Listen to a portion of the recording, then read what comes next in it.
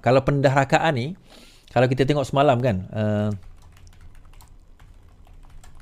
yang lelaki Israel tu kan dengan 2 orang tu berdepan dengan hukuman mati tau. Berdepan dengan hukuman mati. Lelaki Israel pasangan suami isteri berdepan hukuman mati jika sabit kesalahan, KPN. Okay. Gambar pasport Shalom Avitan seperti yang dilaporkan media, Israel dan 6 pucuk pistol bersama 200 peluru hidup dirampas semalam. Lelaki Israel dikenali sebagai Shalom Avitan dan pasangan suami isteri warga tempatan yang disyaki membekalkan senjata berkenaan bakal berdepan hukuman mati jika sabit kesalahan. Ketua Polis berkata, kertas siasatan terhadap mereka dibuat mengikut Seksyen 7 Akta Senjata Api penalti lebih berat 1971. Sebelum kita ini, Shalom ditangkap pada 27 Mac. Siasatan dijalankan mengikut Akta Pasport kerana sebagai warga Israel telah memasuki negara ini menggunakan pasport Perancis. Namun siasatan kini dijalankan terhadap kesalahan lebih berat, iaitu pemilikan senjata api. Sebab ada orang tanya, macam mana Malaysia boleh membenarkan orang Israel masuk dalam negara kita? Dia tak guna pasport Israel ngang. Aku sebut ngang kan. Dia guna pasport Perancis. Macam mana pula dia guna pasport Perancis? Kau tengok cerita James Bond tak? Kau tengok tak cerita-cerita tu? Pasport ni boleh dibuat, boleh dipalsukan. Okay? So dia telah menggunakan pasport tersebut untuk masuk dalam negara kita, untuk melakukan aktiviti. Dan maklumat yang kita dapati sebenarnya, ia berlaku kerana ada cubaan, kerana semangat dan juga keberanian PMX menentang Israel. Yang ini kita risaukan, tuan-tuan. Sekarang ni kita sudah ada pemimpin yang lantang dan berani menegur Barat dan juga menegur apa yang berlaku di di Palestin. Semalam lebih 30,000 orang pengeboman yang berlaku semalam kedua hari lepas berlaku. Perdana Menteri kita antara yang kuat menentang. Israel sekarang mengugut, dia kata, kalau sekiranya benda ini berlaku, desakan ini berlaku, nanti Malaysia yang akan rugi.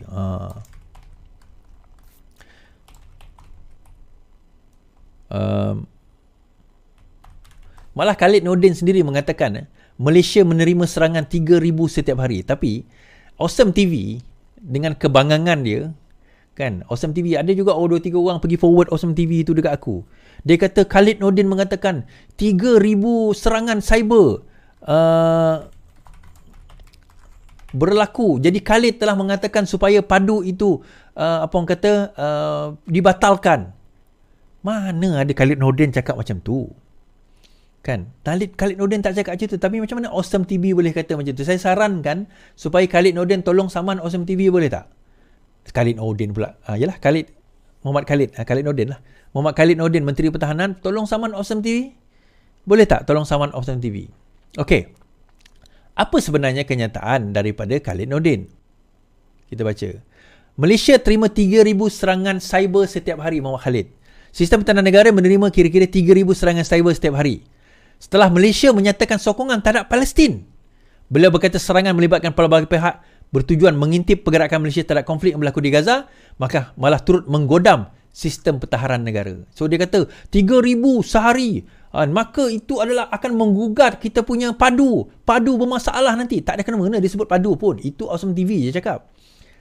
Ini 3,000 Khalid kata. Rafizi kata daripada Januari lebih 2 juta cubaan tembusi keselamatan padu setiap hari. 2 juta. Khalid sebut 3,000. Untuk padu sahaja 2 juta cubaan dilakukan setiap hari. Daripada Januari sampai sekarang cubaan tersebut tidak berjaya. Kan? Yang ni Khalid sebut 3,000. Rafizi kata untuk padu saja. Padu saja 2 juta sehari. Tak berjaya. Tak berjaya. Jadi itu saya kata, tuan-tuan, dia orang akan cuba untuk rosakkan kita.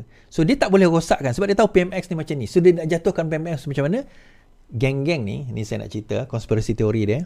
Dia akan letakkan, okey, tuan-tuan tahu tak macam mana siapa sebenarnya yang menaja Osama bin Laden? Siapa sebenarnya melatih Osama bin Laden? Yang melatih Osama bin Laden dahulu, yang melatih Taliban adalah CIA. Kenapa? Pada masa itu perang dingin di antara Amerika dengan Rusia. Rusia pada masa itu menyerang askar-askar dan juga menyerang kawasan Afghanistan.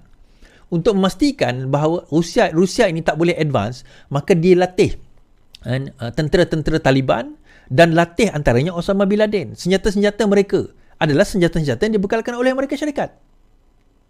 Tak percaya, tonton tengok cerita Rainbow 3, Rainbow 3. Kan masa tu dia tolong geng-geng Taliban. Jadi, apa yang berlaku adalah akhirnya bila ada konflik 9/11, dia pergi serang Afghanistan, disalahkan Osama bin Laden. Itu jadi kambing hitam. Jangan terkejut kalau perkara yang sama diorang nak lakukan dengan negara ini untuk jatuhkan PMX. Saya tak sebut Amerika, tapi siapa di belakang Amerika? Siapa yang membekalkan intelijen dan kekuatan-kekuatan? Dan mereka ini dia berani diletakkan assassin. Mungkin assassin itu untuk PMX, mungkin untuk orang lain, wallahualam.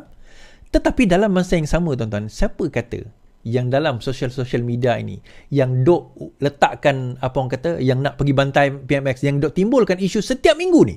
Tuan-tuan perasan tak? Setiap minggu ada isu agama. Isu, apa orang kata, isu stokin, kemudian isu tilawah, kemudian isu apa lagi? Ada banyak isu setiap minggu bulan Ramadan ni.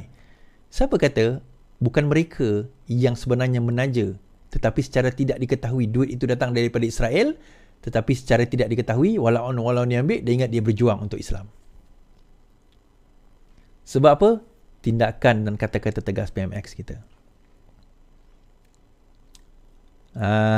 Tuan-tuan jangan terpedaya bila disebut Dajjal moden kan. Dia ada Dajjal besar. Dajjal besar tu belum lagi. Ni ada Dajjal kecil, tuan-tuan. Dan Dajjal, tuan-tuan perasan tak? Dajjal ni, tuan-tuan perasan? Dajjal ni, dia tak pernah ajak kita buat jahat. Dajjal ni janjikan syurga, janjikan keindahan, betul? Dia janjikan syurga, dia macam mana orang boleh percaya pada Dajjal? Kalau Dajjal tu datang muka dia jahat, muka bengis, ada parut kat sini, orang nak percaya? Tak. Dajjal tu datang dengan muka yang baik, mungkin berserban, mungkin bertasbih, mungkin mulut dia astaghfirullahalazim, astaghfirullahalazim. Mungkin dia mengucapkan kata, mungkin. Ini bukan Dajjal besar, saya tekap kata Dajjal kecil. Kenapa? Untuk entice, untuk menggoda kita. Tengok cerita Rainbow 3 cukup lah. Tuan-tuan tengok cerita Rainbow 3. Dia pakai serban, dia kawan dengan tribe, dia jadi sebahagian daripada tribe tersebut. Untuk tujuan apa? Sebab dia nak jatuhkan musuh dia. Dan dia gunakan kita. Tapi bila kita dah tak berguna, satu hari nanti dia akan topple kita. Dia nak letakkan orang yang salah kerana dia tahu akan ada orang yang benar. Itu saya risau sebenarnya keselamatan Datuk Seri Anwar Ibrahim ni. Kita doakan je lah. Semoga beliau diberikan perlindungan dan semoga sentiasa dilindungi oleh Allah Subhanahu Wa Taala, insya-Allah. Dan negara kita juga dilindungi. Dan kita ada pemimpin yang sangat baik sekarang ini, tuan-tuan. Kita ada pemimpin yang sangat baik. Dan pemimpin ini, kalau kita sebagai rakyat, kita kena sama-sama pertahankan beliau. Kita anggaplah walaon ini yang menebarkan fitnah ini ejen-ejen Zionis. Ejen-ejen Zionis yang nak merosakkan kita.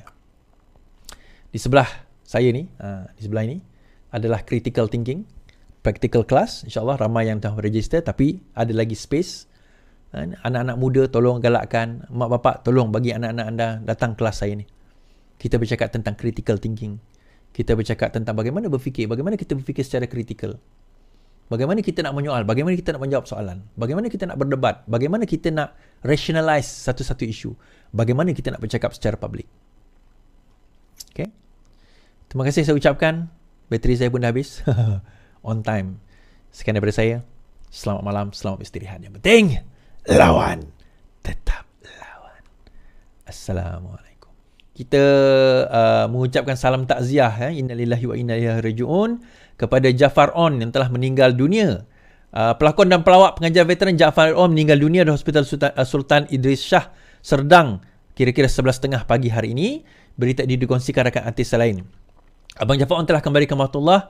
Sementara tadi, sekarang jenazah berada di Hospital Serdang. Terdahulu, anak angkat Jafar, Muhammad Hanif Hashim, memaklumkan artis versatil itu ditahan hospital akibat mengalami pendarahan ketika membuang air besar. Assalamualaikum untuk semua. Apa-apa dah tak ada, dah kembali ke rahmatullah sebentar tadi. Pengambilan ubat tahan sakit berlebihan dipercayai menjadi punca Jafar mengalami masalah itu. Kesakitannya sebelum ini dilaporkan semakin merosot akibat masalah injap jantung dan terpaksa bergantung kepada kerusi roda. Sementara itu, bernama melaporkan berita hari juga dikongsi rakan baiknya, iaitu Haiza Hanafi di Facebook pada hari ini. Kita doakan semoga rohnya dicucuri rahmat, keluarganya tabah, ditempatkan beliau di kalangan umat di kalangan orang beriman dan beramal soleh. Amin ya rabbal alamin. Meninggal pada bulan baik ini, alhamdulillah kita kata.